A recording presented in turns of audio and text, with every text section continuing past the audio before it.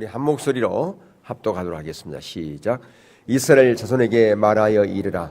여인이 임신하여 남자를 낳으면 그는 이래 동안 부정하리니 곧 얼갱할 때와 같이 부정할 것이며 여덟째 날에는 그 아이의 포피를 뵐 것이요 그 여인은 아직도 30일을 지내야 사년이 깨끗하니니 정결하게 되는 기한이 차기 전에는 성물을 만지지도 말며 성소에 들어가지도 말 것이며 여자를 낳으면 그는 2일 동안 부정하리니 얼경할 때와 같을 것이며 사늘이 깨끗하게 되면 66일을 지내야 하리라. 아멘. 우리가 지금 레위기를 시리즈로 살펴보고 있습니다. 그리고 우리가 우리의 삶 가운데서 거룩하게 되는 그러한 부분들을 지난주에와 오늘에 걸쳐서 살펴볼 것인데요. 오늘 말씀을 보니까 남자아이를 낳으면 7일 동안 부정하고 33일이 지나야 사년이 깨끗해지고 또 여자아이를 낳으면 14일 동안 부정하고 66일이 더 지나야 사년이 깨끗해진다. 그렇게 말씀하고 있죠. 다시 말하면 남자아이를 낳으면 40일, 여자아이를 낳으면 도합 80일간의 정결하게 되는 시간이 필요하다. 왜 남자는 40일인데 여자는 80일일까요? 그것은 어쩌면 여자가 원죄를 책임을 더 하나님께서 물으신다. 그렇게 볼 수가 있습니다. 디모데전서 2장 14절에 보면 아담이 속은 것이 아니고 여자가 속아 죄에 빠졌습니다. 물론 남자나 여자나 동일한 책임이 있습니다. 예, 그러니까 하와가 그랬으니까 아담은 면책이다 그게 아니에요. 동일하게 우리가 아담의 죄라 그러지 하와의 죄라 그러지 않지 않습니까? 예, 물론 두 사람 다의 공통적인 책임이에요. 근데 생명의 잉태와 출산에 있어서 특별히 여자에게 부게 된 책임이 있음을 성경은 말하고 있습니다. 그것은 인간을 괴롭힐 목적이 아닙니다. 그것은 인간은 죄악으로 태어났다라고 하는 것을 상기시켜 주고서 더욱 우리가 하나님의 은혜가 아니면 우리는 이 땅에서 살아갈 수 없고 죄의 근원을 통해서 우리가 태어났기 때문에 더 주님 앞에 겸손해라라고 하는 그런 교훈이라고 하는 것입니다. 여러분, 하나님의 통치를 실현하는 데 있어서 여성의 역할이 매우 큰 것을 볼 수 있어요. 여러분, 유대인 사회에서 우리는 생각할 때는 유대인의 사회는 북의 사회일 거라 그렇게 생각할 수 있는데요. 아니에요. 유대인의 사회는 목의 사회입니다. 유대인 여인이 이방인하고 이렇게 결혼해서 낳은 아이는 유대인이에요. 근데 남자가 이방 여인하고 낳은 아들은 유대인이 아닙니다. 왜? 목의 사이이기 때문에 그랬습니다. 그건 왜 그런가? 그것은 어릴 때부터 엄마가 그 자녀에 대한 인성교육과 모든 율법적인 교육, 그 책임이 누구에게 있느냐? 엄마에게 있기 때문에 그렇습니다. 그래서 유대인들은 지금도 직장생활 하다가 애를 낳고 한 3살쯤 이렇게 되면 직장을 그러니까 중간 쉽니다. 뭐 하려고요? 애들 키우려고요. 애들 교육시키기 위해서. 그래서 13살 될 때까지 인성교육, 그 다음에 말씀교육, 이런 모든 감성적인 모든 부분들을 엄마가 다 양육하는 것을 볼 수가 있어요. 그만큼 여성의 책임이 크다라고 하는 것을 볼 수가 있잖아요. 예. 그러니까 오랜 기간 동안 이 여성의 실제 힘을 가지고 있는 나라, 우리나라도 마찬가지로 우리는 유교 사회에 있기 때문에 그게 잘 모를 수 있지만요. 실제로 여성의 힘이 큽니다. 가정에서도. 예전에 보면 디주라고 하는 거 아세요? 쌀독. 그 열쇠를 누가 가지고 있던가요? 남자가 가지고 있던가요? 아니요. 할머니가 가지고 있다가 그것을 며느리에게 이제 물려주잖아요. 그것은 뭐냐면 가정의 모든 실권을 누가 가지고 있다? 경제권을 누가 가지고 있다? 여자에게 있다라고 하는 거예요. 얘들 예전에 우리나라 그 뭐 세자 책봉이라든가 이런 거 할 때 보면 대비, 왕 대비 이런 입김이 엄청나게 강하지 않습니까? 그리고 실제로 세자가 어리면 대비가 뭘 하든가요? 수렴청정을 한 걸 볼 수 있죠. 그만큼 여성의 파워가 강력했다. 그리고 오늘날의 사회, 오늘날 우리나라 사회 구성원도 보면 뭐 예무고시라든가 사법고시라든가 이런 부분에서 여성들이 50%가 넘는다고 그렇게 얘기를 합니다. 그만큼 여자들의 지위가 높아졌다라고 하는 거예요. 자, 어떻든 간에 이 인간은 완전하지 못하다. 죄성을 가지고 태어났기 때문에 정결해야 되는 그런 기간이 있는데 그 정결한 이후에 그 아이들을 양육하고 인성교육을 시키고 말씀으로 양육하는 그 모든 책임은 유대 사회에서는 어머니에게 있었던 것을 볼 수가 있습니다. 그렇기 때문에 어머니가 믿음을 갖는 것이 너무너무 중요합니다. 실제로 한번 제가 쉬어보진 않았지만 지금 여기 앉아 계신 분들 여자가 더 많을 것 같아요? 남자가 더 많을 것 같아요? 예? 여자가 더 파워가 있으니까 그런 거 아니겠어요? 근데 창세기 1장 28절에 하나님께서 처음 우리에게 의무를 말씀하신 거 있어요. 생육하고 번성하고 충만하라 그렇게 얘기했어요. 그러니까 생육하고 번성하고 충만하라는 것이 우리 인간의 처음의 의무와 특권입니다. 근데 이 생육하고 번성하고 충만한 이게 요즘 어떻게 됩니까? 하하가 범죄함으로 말미암아 여성이 생육한다는 거, 애를 낳는다는 거 이게 고통이고요. 부담입니다. 그러다 보니까 생육하고 번성하고 충만하라 그랬는데 애들을 안 낳으려고 그래. 지금 우리나라가 지금 이게 지금 문제인 거예요. 그죠? 그래서 아까 일부 예배 때 제가 그랬어요. 우리 장로님 그 가정은 하나님의 말씀을 잘 이행했다고요. 몇 명 낳았어요? 4명 낳았단 말이에요. 한 번에 그냥 낳기 힘들면 그냥 쌍둥이는 낳고 그렇게 해도 돼요. 좀 키우기 힘들겠지만 어떻든 그렇게 생육과 번성과 충만하는 것이 하나님께서 우리에게 주신 의무이요 특권이라고 하는 것입니다. 그런데 오늘날 그게 고통이고 부담이 되어버렸어요. 특별히 우리나라 가운데 지금 그런 부분이 있는데 그렇기 때문에 하나님의 말씀을 잘 우리가 순종하고 나라에 애국하는 것은 뭐 하는 겁니까? 애를 많이 낳는 것인데 그게 사람 마음처럼 잘 안 되잖아요. 그죠? 자, 아담은 자기 형상을 닮은 아이, 죄로 오염되고 타락한 존재, 그것을 이제 낳았는데 계속 그게 오늘날까지 계속 그게 되어졌다 그 말입니다. 근데 성경에는 하나님께서 우리 가운데 내가 거룩하니 너가 거룩하라 그렇게 말씀하고 있어요. 원래 우리는 거룩한 존재가 아니에요. 죄를 가지고 태어난 존재인데요. 여러분 레위기 12장 6절에서 8절 한번 보겠습니다. 그 바로 뒤로 연결해서 보겠습니다. 자, 거기 같이 시작. 아들이나 딸이나 정결하게 되는 기한이 차면 그 여인은 번제를 위하여 1년 된 어린 양을 가져가고 속죄제를 위하여 집비둘기 새끼나 산비둘기를 해망문 제사장으로 가져갈 것이요 제사장은 그것을 여호와 앞에 들여서 그 여인을 위하여 속죄할지니 그리하면 사녀리 깨끗하리라. 이는 아들이나 딸을 생산한 여인에게 대한 규례니라. 그 여인이 어린 양을 바치기에 힘이 미치지 못하면 산비둘기 2마리나 집비둘기 새끼 2마리를 가져다가 하나는 번제물로 하나는 속죄 제물로 삼을 것이요 제사장은 그를 위하여 속죄할지니 그가 정결하리라. 정결 기간이 지나면 속죄제와 뭘 드렸다고요? 번제를 드렸어요. 자, 속죄제는 나의 존재 자체가 오염된 존재임을 인정하는 것입니다. 내가 바로 오염된 존재입니다. 그래서 내가 속죄가 필요합니다. 그게 속죄제의 의미다 그 말입니다. 그러면 번제는 뭡니까? 이제 내가 속죄받아서 하나님의 자녀가 됐기 때문에 이제 나의 남은 삶, 내 존재 자체를 하나님께 전체를 다 드리겠습니다. 이게 이제 번제의 의미라고 우리가 살펴봤지 않습니까?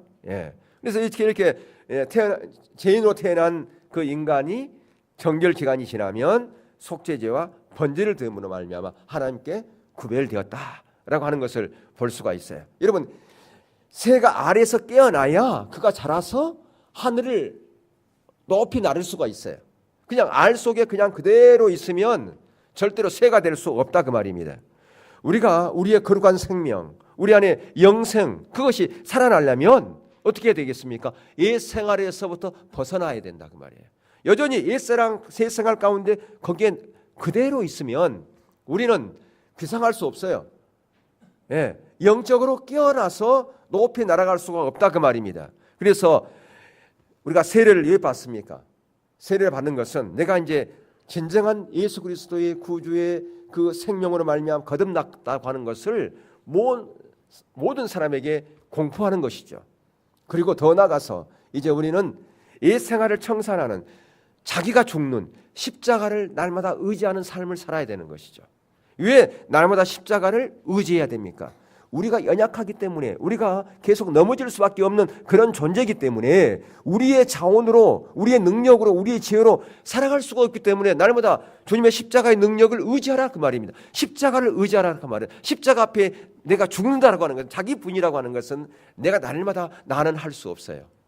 나는 이 험한 세상을 살아갈 수가 없어요. 그렇기 때문에 주님의 은혜가 필요합니다. 그것을 고백하는 것이 십자가를 의지하는 거라 그 말입니다. 근데 십자가를 의지하려면, 십자가를 붙들려면 자기 부인 없는 십자가를 붙들 수 없어요.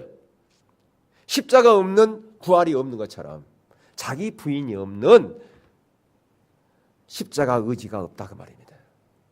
진정한 십자가를 의지하려면 자기 부인이 있어야 돼요. 그렇기 때문에 오늘 여기 말씀처럼 산후 40일과 80일을 정결하게 기간을 정한 이유는 이게 매우 교훈적인 것이죠. 생명의 오염, 존재의 타락을 선언한 거예요. 나의 힘으로는 할 수 없기 때문에 정말 주님의 은혜가 아니면, 주님의 능력이 아니면 안 된다라고 하는 것입니다. 그렇기 때문에 그 기간 동안 그런 정결 기간이 필요하다. 특별한, 그러니까 우리 가운데 훈련의 시간이 필요하다는 것을 교훈해 주고 있어요. 자, 그러면 어떤 거룩한 훈련이 필요한 것인가? 가장 먼저는요, 영적인 질서, 그 권위에 복종하는 마음의 자세라고 하는 말이에요. 영적인 질서에 순종하는 것을 말하는 것은, 여러분 그 레위기 13장과 14장, 그러니까 다른 장에 비해서 두 장에 걸쳐서 뭘 해놨냐면 나병에 대해서 얘기해요. 나병. 여러분 오늘날 우리가 무슨 나병하고 무슨 상관이 있어요? 여러분 소록도에 가도 나병 지금 환자들은 거의 없는 것 같아. 나은 환자들만 있는 것 같아요. 요즘 나병 있다는 얘기를 못 들어봤지 않습니까? 근데 레위기에 보면 나병, 여러분 나병은 뭐예요? 살이 완전히 썩는 거예요. 그래서 감각이 없는 것입니다. 이게 살이 떨어져도 고통을 못 느껴요. 무감각한 거예요. 그러면 왜 구약에 이렇게 두 장이나 걸쳐서 나병에 대해서 얘기를 해놨을까요? 이것을 우리가 영적으로 재해석할 필요가 있다 그 말입니다. 우리가 신앙생활 하다 보면요, 우리가 부정적인 생각도 있어요. 나기도 하고, 때로는 다른 사람과 관계에서 불편한 마음도 생기고요, 대적하는 마음도 있습니다. 이게 사람 살다 보면 그런, 공동체 안에서 살다 보면 그런 일들이 있잖아요. 괜히 다른 사람 두 사람이서 이렇게, 그러니까 그 예전에 제가 그 교회 복지 이쪽에서 잠깐 일할 때 시설을 이렇게 탐방을 좀 합니다. 시설 탐방, 학생들 데리고 이렇게요. 그러면 거기 이제 그 사는 얘기 제가 들었어요. 할머니들, 특별히 할머니들이 그런 일이 많은데 서로 시기하고 질투하는 자기들끼리 있는 게 있대요. 특별히 어떤 방에서 그러냐, 3명 있는 방이 그렇대요. 3명이 들어가면 한 사람을 왕따시킨대요. 2사람이 들어가면 서로 의지한다는 거예요. 근데 3명이 들어가면 한 사람을 이렇게 왕따를 시킨다, 그런 얘기를 들었는데요. 그러니까 이렇게 공동체 생활에서 보면 사람과 관계에서 우리가 온전하지 못하기 때문에 서로 시기하는 마음, 미워하는 마음, 부정적인 마음, 이게 생겨날 수밖에 없어요. 근데 문제는 그것을 입에다 담고 있으면 그것은 단순한 피부병에 불과한 겁니다. 영적으로 그것을 재해석하면 그건 단순한 피부병이에요. 근데 그것을 입으로 밖으로 퍼뜨리면, 그래서 그것을 다른 사람이 오염시키면 그것은 영적인 나병이 되는 거예요. 그러니까 입에 그냥 담고 있으면, 생각으로 있으면 단순한 피부병입니다. 그런데 그것을 입으로 밖으로 끄집어내면 영적인 나병이 되는 거예요. 예, 내 입으로 누가 이랬다 소문내고, 없는 말을 지어내고 대적하고 영적인 질서에 입에 드는 그런 일들을 하면 그게 이제 공동체를 병들게 해버린다 그 말입니다. 영적인 나병을 퍼뜨려 버린다라고 하는 것이에요. 여러분 그 미리암 있잖아요. 미리암은 모세 동생이잖아요. 어릴 때 자기가 업고 그렇게 키웠던 모세예요. 예, 자기 어머니가 뭘로 갔죠? 그 왕궁에 유모로 갔을 때 업고 다녔을 거예요. 제가 보지는 않았지만 성경에 업고 다녔다는 얘기는 없어요. 어쨌든 그런 이제 동생인데 대적을 했어요. 왜? 근데 나병에 걸렸어요. 왜 나병에 걸렸어요? 영적인 질서에 어긋난 그런 행동을 했기 때문에 이제 미리암이 나병에 걸렸는데, 문제는 혼자만 나병에 걸린 게 아니라 진에까지 영향력을 끼쳐가지고 그 진이 일주일 동안 진군하지 못했어요. 무엇 때문에 정군하지 못했을까요?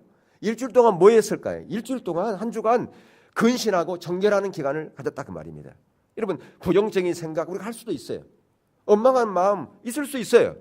근데 그것을 다른 사람에게 퍼뜨려버리고, 특별히 영적인 질서에 대한, 지도자에 대한 공격은 우리의 성장, 영적인 성장을 멈추게 해버린다 그 말입니다. 진군을 더 이상 나가지 못하게 만들어버린다고 하는 거예요. 여러분, 게하시가 있어요. 게하시가 왕하 5장에 보면 그가 선지자에게 대적을 합니다. 선지자의 말을 듣지 않고 탐욕을 붙잡아서 형벌을 받는데 무슨 병을 받느냐? 나병. 영적인 질서에 대적할 때 다 보면 나병이에요. 그 형벌이. 그것은 뭐냐면 오늘날도 마찬가지로 영적인 그런 질서의 가운데 내가 온전하지 못하면 하나님부터 우리에게 주시는 그 모든 복이 차단되어 버린다라고 하는 거예요. 물론 이에서부터 흐르게 돼 있어요. 근데 그게 정체되어 버리면 썩어버린다라고 하는 것이죠. 레위기 13장 45절에 46절을 보시면 거기 보면 나병에 대해서 있어요. 나병 환자는 옷을 찢고 머리를 풀며 입술을 가리고 애치기를 부정하다 부정하다 할 것이요 병 있는 날 동안 늘 부정할 것이라. 그가 부정한즉 혼자 살되 진영 밖에서 살지니라. 나병은 거룩한 삶을 방해한단 말이에요. 다른 사람에게 영향력을 준단 말이죠. 집 전체에 퍼져나가는 거예요. 그렇기 때문에 밖으로 나가서 진영 밖에서 그렇게 살게 했다라고 하는 것을 볼 수가 있어요. 교회 공동체에서도 마찬가지입니다. 내 한 사람 괜찮겠지 이렇게 생각할 수 있는데 아니라는 거죠. 한 사람이 그렇게 영향을 끼치면 그 순식간에 퍼져버린다라고 하는 것입니다. 우리가 분명히 알아야 될 것이 있어요. 하나님께서는 문제가 있고 타락한 존재라 해도 육신의 그 아버지를 통해서 아들을 태어나게 합니다. 스승이 허물이 있지만 허물이 있는 그 스승을 통해서 제자에게 지식을 전달을 합니다. 지도자라고 해서 영적인 지도자가 다 완전한가? 그렇지 않습니다. 부족하고 허물이 많아요. 그런데 문제가 많아. 그런데 왜 인간을 통해서 자녀가 번식되어지고 또 제자가 양성되어지고 교회를 맡겼을까요? 이 천사에게 맡기지 않고 천사에게 완전한데 왜 허물 많은 인간에게 그렇게 했냐 그 말입니다. 그것은 악한 영들과 세상은 하나님이 세우신 이런 건의의 질서에 대적하지 못하도록 연약한 자를 세워서 하나님은 강하게 하신다라고 하는 거예요. 연약한 자, 그것은 늘 연약한 자를 세운 것은 뭐냐면 저는 연약함에도 불구하고 그럼에도 불구하고 하나님의 은혜로 되어진다고 하는 것을 보기 함이라고 말이에요. 왜? 모두가 다 완전하지 못하는 것을 보는 거예요. 우리 인간은 그렇기 때문에 다 연약한 존재입니다. 그래서 중보가 필요한 거예요. 왜 중보가 필요한가? 연약하기 때문에 중보가 필요한 거예요. 목회자를 위해서 또 우리가 저 열방을 위해서 또 아니면 치유를 위해서 왜 중보가 필요한가? 연약하기 때문에 완전하지 못하기 때문에 기도가 필요한 거라 그 말입니다. 완전하면 우리 인간이 완전하면 질병에 걸릴 필요도 없어요. 그런데 우리가 안전하지 못하고 연약하기 때문에 우리는 질병에도 걸리고 때로는 시험도 들고 때로는 아파하고 그렇습니다. 고통하고 그게 인간이라 그 말입니다. 여러분 그렇기 때문에 이 모세와 아론 그 사람 부족한데 왜 우리에게만 책임을 지는가 그렇게 얘기할 수도 있을 거예요. 근데 모세와 아론에 대한 형벌이 없었습니까? 있었습니다. 근데 그것을 미뤘던 것뿐이에요. 왜? 하나님 나라를 위해서 완성을 위해서 미뤘던 것뿐이에요. 그게 다 이루어진 이후에 아론은 죽고 모세도 가나안 땅을 바라보면서 들어가지 못했어요. 그것을 잠시 미룬 것뿐이라 그 말입니다. 왜? 하나님 나라를 완성하기 위해서 그것이 우선이기 때문에 잠시 미룬 것뿐이라고 하는 것을 볼 수 있어요. 근데 그것을 이루어 가려면 공동체가 전체가 진이 오염되면 안 되니까 먼저 그 부분을 해결하고 나중에 해결한 것뿐이라고 하는 것을 볼 수가 있어요. 또 우리가 어떤 사람이 그렇게 얘기하는 사람이 있어요. 이 안 믿는 사람들이, 특히 불의한 사람들이 왜 잘 되느냐, 왜 저들에게는 하나님께서 벌하지 않느냐, 그렇게 말하는 사람도 있어요. 아니에요. 그들에 대한 형벌을 잠시 미룬 것뿐이라 그 말입니다. 예, 그들은 결국은 최후의 심판 가운데서 그들은 형벌을 받아서 지옥에 떨어지는데요. 그렇지 않습니까? 지금 잘 된다고 그래가지고 영원히 잘 됩니까? 아니잖아요. 잠시 잠깐이잖아요. 이 땅에서의 시간은 잠시 잠깐인 거죠. 그렇기 때문에 우리는 자기 자신을 위해서 거룩한 훈련을 해야 됩니다. 자동적으로 훈련이 되는 게 아니에요. 시간이 가면 10년, 20년 신앙생활하면 자동적으로 거룩한 자로 가는 게 아니라 그 말입니다. 훈련이 필요하다고 하는 것을 볼 수 있어요. 레위기 15장에 보면 거기 유출범과 남자의 설정에 대한 그런 부분이 나오는데 그것은 죄가 흘러 넘치는 것을 말하는 겁니다. 그래서 그것이 악취가 나는 것을 말하는 거예요. 욕심, 혈기, 고집, 증오, 거짓된 악한 생각들, 이것이 흘러 넘치면 다른 사람에게 영향력을 줍니다. 모든 사람들이 진을 오염시킨다 그 말입니다. 그래서 마태복음 15장 19절에서 20절에서는 이런 말씀이 있어요. 마음에서 나오는 것은 악한 생각과 살인과 간음과 음란과 도둑질과 거짓 증언과 비방이니 이런 것들이 사람을 더럽게 하는 것이요. 예, 우리 몸에서 뒤에서 나오는 것이 우리를 더럽게 하는 것이 아니라 우리를 더럽게 하는 것은 어디서 나오는 거라고요? 입에서 나오는 것이 우리를 진정으로 더럽게 하는 거라고 말입니다. 그렇기 때문에 이러한 것들을 조절할 수 있어야 돼요. 입으로 나오는 것을 조절할 수 있어야 된다고 하는 것입니다. 그것을 조절하지 못하면 나도 죽고 다른 사람도 죽이는 일을 하고 공동체를 병들게 만들어버린다고 하는 것입니다. 그러니까 유출병이라고 하는 건 통제되지 못해요. 나도 모르게 그게 막 피가 나오는 겁니다. 나의 욕망, 혈기, 열등의식, 죄책감 이게 조절하지 못하고 끊임없이 나오면 은혜가 공급되지가 않아요. 그렇기 때문에 중요한 것은 우리가 이것을 훈련해야 된다고 하는 것입니다.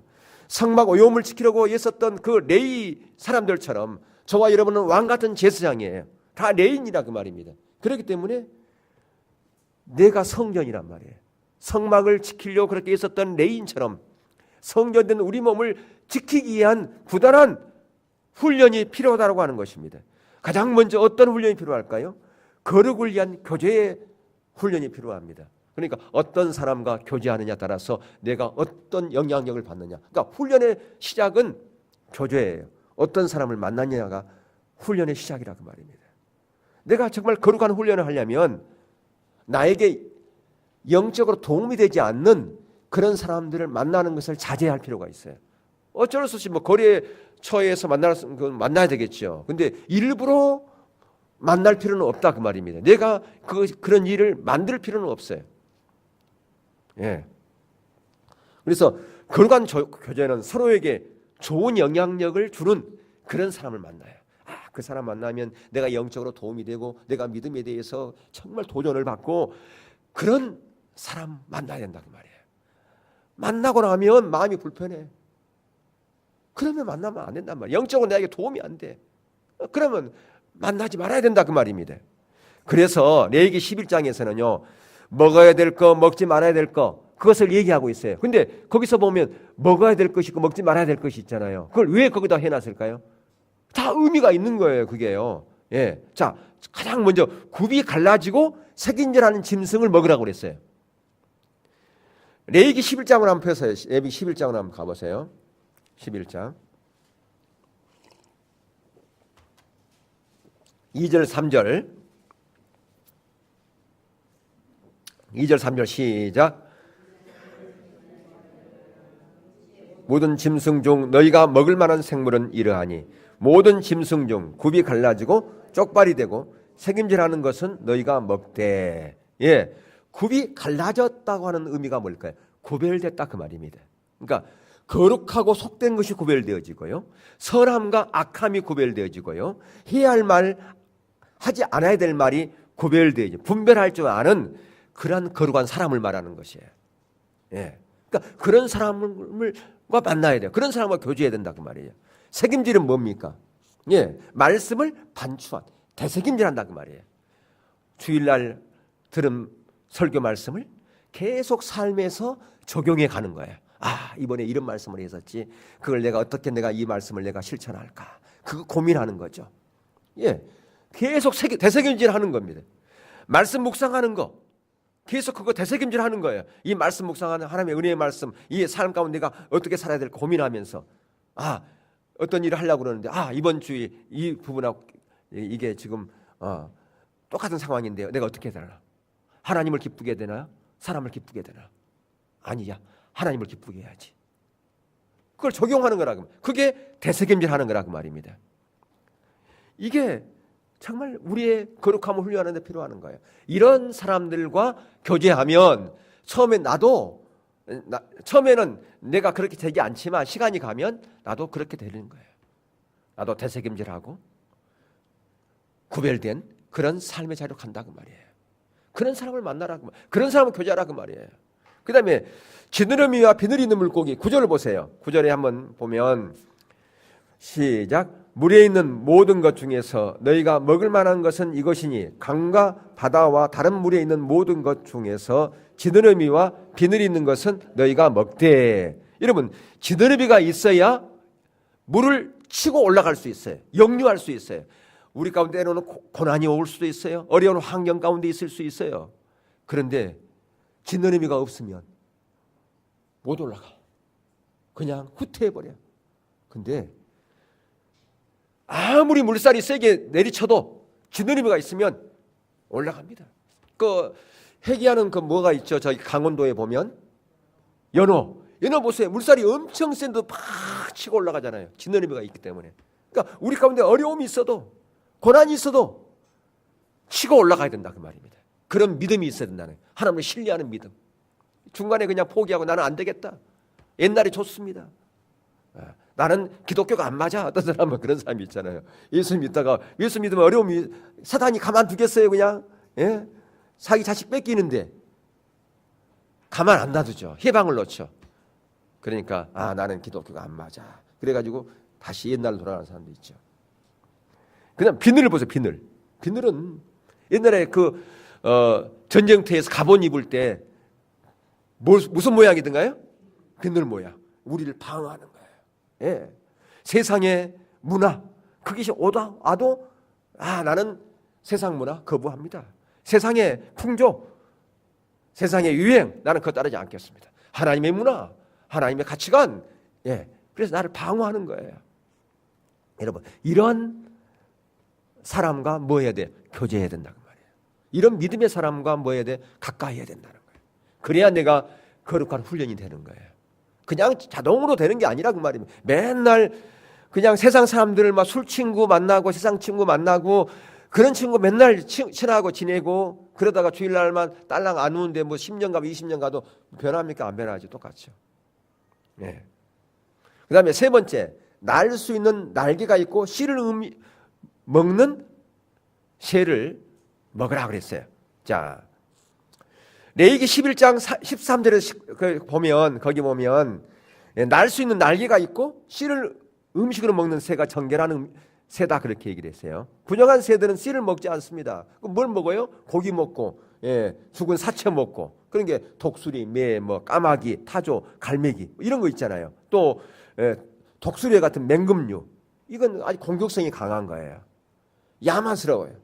피를 흘리고 약탈하고 쪼아대고 공격하는 거예요. 그러니까 이런 사람과 가까이 하지 말아라 그 말이에요. 또 이런 사람과 같이 다니면 뭐합니까?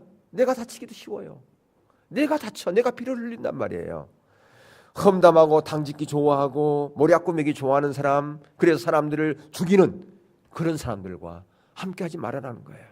그리고 올빼미하고 이런 것들은 고독을 좋아해. 밤에. 그러니까 기독교인들은 고독 좋아하면 안 된다 그 말이에요. 항상 밝아야죠. 항상 밝은 사람과 교제해야 돼요. 명랑한 사람과 하나님을 찬양하는 사람과 그런 사람과 교제해야 된다는 거예요. 자, 씨라고 하는 씨를 먹어야 된다. 씨는 무슨 씨예요? 말씀의 씨를 항상 말씀과 가까이 하고 그런 말씀을 먹는 그런 사람과 가까이 하라는 거예요. 아멘. 그 다음에 날개가 있고 뛰는 다리가 있는 곤충을 먹으라고 그랬어요. 자, 레위기 11장 21절 22절 봅시다. 레위기 11장 21절 22절. 다만 날개가 있고 네 발로 기어다니는 모든 곤충 중에 그 발에 뛰는 다리가 있어서 땅에서 뛰는 것은 너희가 먹을지니 곧 그 중에 메뚜기 종류와 배짱이 종류와 귀뚜라미 종류와 팥중이 종류는 너희가 먹으려니와. 예. 오늘날 우리 주위에 보면 우리 가운데 정보를 주는 것들이 많습니다. 예. 어떤 사람은 나에게 좋은 정보를 주는 사람이 있어요. 또 보면 TV를 보더라도 보면 프로그램이 많아요. 때로는 어떤 프로그램은 우리에게 좋은 정보, 건강의 정보, 뭐 이런 거 주는 그런 TV도 있지 않습니까? 그런 또 근데 어떤 것은 어떤 드라마는 보면 어떤 영화나 보면 동성 연애를 조장하는 그런 드라마가 있고 그런 영화가 있어요. 그걸 보면 우리에게 나쁜 영향력을 주는 거예요. 나쁜 영향력을. 예. 그러니까 이런 퇴폐 문화적인 이런 것들, 그것은 계속해서 우리에게 사단의 문화를 심어줍니다. 왜? 우리가 넘어지게 하려고요. 사단은 우리가 이 땅 가운데서 더 한 발짝 뛰고 더 성장한 그런 자리에 가기를 싫어해요. 뭐하냐? 그냥 그대로 멈춰 서기로 온다 그 말이에요. 여러분, 어린아이들 요즘 우리 뭐 집사님들, 권사님들, 뭐 저도 마찬가지지만 손자 보는 재미가 있죠. 있잖아요? 예. 근데 그 애가 날로 성장하니까 더 기분이 좋지 않습니까? 근데 그 애가 계속 성장이 멈춰 있다고 생각해 보세요. 그러면 근심이죠. 부모의 근심이요? 할아버지, 할머니의 근심이다 그 말이에요. 그러니까 메뚜기처럼 우리가 뛰어가야 돼. 성장해야 된다 그 말이에요. 근데 우리의 성장을 멈추게 하는 것이 있어요. 그게 뭐라고요? 퇴폐 문화, 세상적인 문화. 이것이 계속 우리의 생각을 사로잡고 우리의 삶을 사로잡아 버리면 우리의 신앙은 성숙하지 못하면 자라나지 못합니다. 그냥 거기에 멈춰 있다 그 말입니다. 우리는 왕 같은 제사장이에요. 왕 같은 제사장이기 때문에 하나님만 예배드리는 자가 돼야 된다 그 말이에요. 근데 세상 문화가 내게 침범해 왔어요. 그러면 하나님을 예배할 수 있겠습니까? 언제나 하나님의 예배가 되겠습니까? 아, 나 예배 드렸는데 주일날이요? 물론 드릴 수 있겠죠. 근데 그게 진정한 세상 문화에 사로잡혀 있는데 진정한 문화가 될 수 있겠습니까? 여러분, 광야 40년 동안 이스라엘 백성들은 거기서 뭐 했겠습니까? 거기서 그들은 훈련했어요. 무슨 훈련을요? 예배 훈련을 했습니다. 그러니까 그들의 삶 가운데 예배가 하나의 문화로, 참된 예배가 문화로 사로잡혀 버렸어요. 그들은 말씀의 훈련을 했어요. 그러니까 말씀 읽고 듣고 적용하는 것이 하나의 문화가 되어 버렸어요. 그게 하나의 문화인 거예요. 그래서 세상 요즘 내가 그 신문을 보니까 요즘 유튜브를 가장 많이 본 학생들이 초등학생들이래요. 뭘 가지고 보느냐? 요즘 다 스마트폰이 있으니까 스마트폰 가지고 본다는 거예요. 근데 그 스마트폰 이 유튜브가 나이 뭐 그런 거 뭐 없이 그냥 막 유출되는 거예요. 그러니까 얼만큼 어린아이들에게 나쁜 영향력을 주겠습니까? 그걸 왜 보냐 그랬더니 그걸 안 보면 얘들하고 대화가 안 된다네요. 왕따 당한다는 거예요, 이게. 예.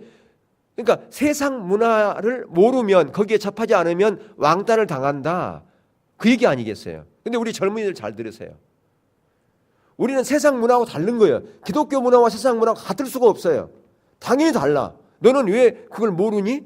나는 세상 문화를 모르기 때문에 네가 추구하는 문화와 우리가 추구하는 문화는 달라. 나는 기독교인이잖아. 나는 기독교 문화를 추구하기 때문에 나는 그런 문화 나는 별로 좋아하지 않아. 그러니까 내가 그거 모를 수밖에 없지.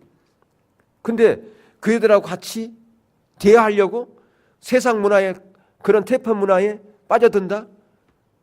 무슨 구별의 훈련이 되겠어요? 무슨 거룩한 훈련이 되겠어요? 안 되지. 레위기 18장 3절에서 5절을 한번 펴보세요. 레위기 18장. 제가 어제 다 준비했는데 오늘 보니까 없어요, 말씀이. 예. 레위기 18장 3절에서 5절. 자, 함께 읽겠습니다. 시작. 너희는 너희가 거주하던 애굽 땅의 풍속을 따르지 말며 내가 너희를 인도할 가나안 땅의 풍속과 규례도 행하지 말고 너희는 내 법도를 따르며 내 규례를 지켜 그대로 행하라. 나는 너희 하나님 여호와니라. 너희는 내 규례와 법도를 지키라. 사람이 이를 행하면 그로 말미암아 살리라. 나는 여호와이니라. 예, 스스로 구별하라 그 말이에요. 세상 문화와 구별하라는 거예요. 기독교 문화를 추구하라는 그 얘기 아닙니까? 내가 세상 문화 모른다고 왕따 당한다? 당연히 왕따 당해야지. 그러면 그게 구별이라 그 말이에요. 왕따를 안 당하는 것은 구별이 아니에요. 왕따를 당하는 것이 구별이라 그 말이에요. 중요한 것은 우리가 거룩을 훈련하는 것이다. 예, 하나님의 그 주권적인 통치 가운데서 우리가 살아가지만 그는 하나님께서는 우리를 로봇으로 만들지 않고 우리에게 뭘 줬어요? 자유의지를 줬다 그 말이에요. 자유의지를 줬기 때문에 우리가 해야 될 부분이 있어요. 예, 우리가 한 걸음을 내딛는 부분이 있다 그 말입니다. 감나무 밑에 감 떨어지기를 바라고 있으면 안 된다는 거죠. 하나님이 하실 것을 기대하고 신뢰하고 내가 연약한 부족한 부분은 하나님께 아뢰고 그렇게 하나님의 은혜를 구하여 갈 때 하나님께서 정말 우리를 이 광야 같은 세상에서 성막 중심, 다시 말하면 하나님 중심 그런 신앙으로 우리를 이끌어 갈 것입니다. 그래서 매일 광야의 이스라엘 백성들은 성막을 바라봤어요. 그리고 그들은 성막을 바라보면서 행진했습니다. 그들의 텐트를 칠 때도 문은 성막을 바라보고 문이 성막을 바라봤어요. 그것은 뭐냐면 우리의 신앙생활 자체가 하나님 중심이요 교회 중심이라고 하는 것을 볼 수 있습니다. 날마다 말씀 중심이라고 하는 것을 볼 수 있어요. 날마다 그렇기 때문에 하나님을 추구해 나가되 하나님은 우리를 로봇으로 만들지 않고 우리가 자유의지를 줬기 때문에 우리가 연약하고 넘어질다 할지라도 날마다 십자가를 의지하여 나가면서 어떻게 내가 구별된 삶, 거룩한 삶을 살 것인가라고 하는 이 레위기 11장의 이 말씀을 다시 한번 여러분들이 반추하시면서 책임질하시면서 일주일 동안 승리하는 삶을 살아갈 수 있기를 주의 이름으로 축원합니다. 예, 경배드리겠습니다.